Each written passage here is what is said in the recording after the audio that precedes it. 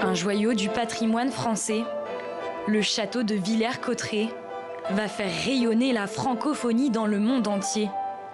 La Cité internationale de la langue française n'ouvrira ses portes qu'en 2022, après un chantier de restauration colossal. Mais les enjeux économiques et culturels sont déjà quantifiables.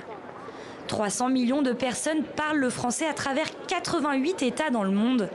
L'aspect international semble évident.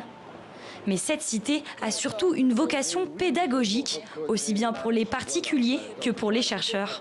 C'est destiné au grand public, mais c'est aussi destiné aux spécialistes de la transmission, de l'étude de la langue. Et puis, c'est à la fois destiné au public de Villers-Cotterêts et de l'Aisne, des Hauts-de-France, et puis c'est ouvert vers l'international. 23 000 mètres carrés dédiés à la langue française. Plusieurs espaces pour la recherche, l'innovation et la diffusion de la culture francophone. La Cité internationale de la langue française sera une sorte de ruche.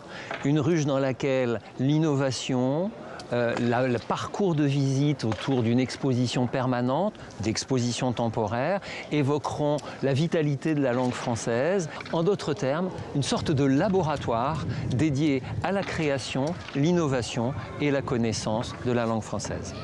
Pour les journées européennes du patrimoine, les visiteurs peuvent découvrir en avant-première les détails du projet.